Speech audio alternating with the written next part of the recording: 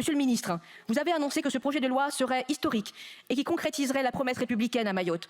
Mais de quelle promesse républicaine s'agit-il? De rétention des mineurs? Du retrait du titre de séjour à des parents de mineurs étrangers qui représenteraient une menace à l'ordre public? De conditionnement de l'obtention du titre de séjour à une entrée régulière sur le territoire? Du passeport pour la mobilité des études aux seuls élèves de nationalité française? Du refus de la mise en place de l'aide médicale d'État? Du raccordement de l'ensemble des logements au réseau de distribution d'eau potable, excluant l'habitat informel qui constitue pourtant 40% des logements à Mayotte? Voilà ce que vous nommez promesse républicaine, des mesures déshumanisantes où les migrants sont la première cible et où un lien xénophobe entre immigration, insécurité et habitat informel est fait.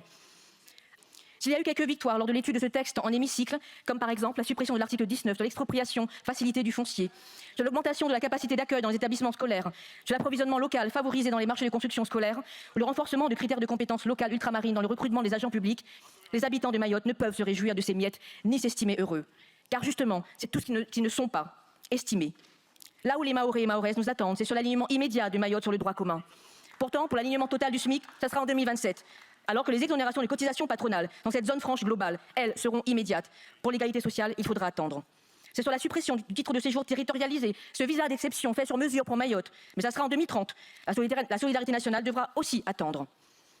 Nous, la France Insoumise, avons publié en janvier dernier un véritable contre-plan d'urgence qui permettrait de garantir l'égalité des droits et les besoins fondamentaux à Mayotte, et ainsi de garantir l'accès à l'eau et un logement digne pour tous, de mettre fin à la pauvreté en alignant immédiatement le SMIC à l'Hexagone, de reconstruire une école de l'égalité et de l'émancipation, d'établir un système de santé efficace, de garantir un accueil digne des migrants et de développer une économie au service des Mahorais.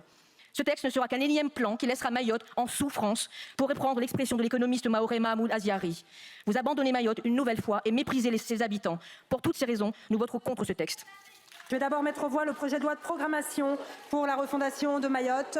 Votant 540, exprimé 476, majorité 239 pour 367, contre 109. L'Assemblée nationale a adopté. Je vais maintenant mettre aux voix le projet de loi organique relatif au département région de Mayotte. Votant 540, exprimé 537, majorité 269, pour 537, contre 0. L'Assemblée nationale a adopté à l'unanimité.